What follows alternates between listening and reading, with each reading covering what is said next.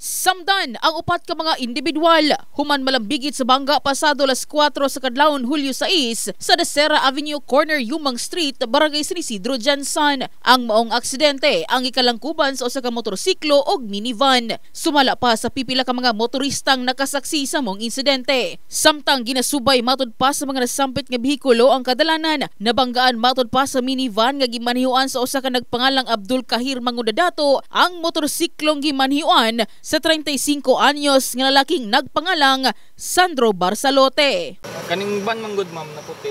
Gikan na siya dito niya padto diri ba. Yang raider ingon sa partner gika gapupong padton tag bulaong kaya to daw niya tong igsuon. Bali duha ang sakay sa raider, lalaki, duha ka lalaki. Gikan sila gapupong. Sakay sa minivan. Ang sa minivan duha lang to nakita na to no. Duha lang to nakita. Kusog daw ang pagpangga. Kusog man daw ang dagan sa minivan ma'am. Gikan diri walay minor ba. Kanyang raider gikan sa pupong paanaw tag bulaong.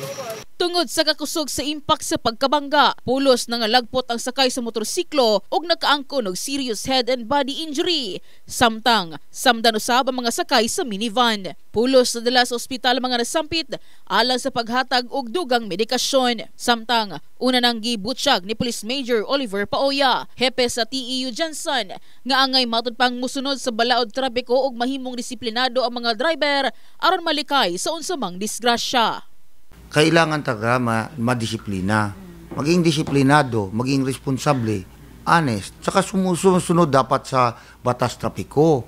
Kaya isa din yan sa gusto nating mangyari. Kaya nga, gano'n na lang ang pagpupursige ng inyong lingkod na ulimpak para mapababa itong vehicular accident natin na involving yung mga tricycle at saka motorcycle at saka other vehicle. Kaya nga, naglalansayo ulis ng operations from umaga, tanghali, hapon, even gabi.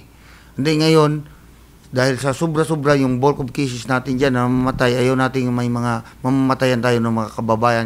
Pulos ana sa kustodiya sa Traffic Enforcement Unit ang mga nalambigit nga bihikulo, samtang gibutyag nga nakaangkon na matud pa og inisyal nga panagsabot ang pamilya sa duha ka partido og posible nga mauli sa areglo ang maong kaso. In the heart of changing lives, kini si MJ Fernandez, Brigada News.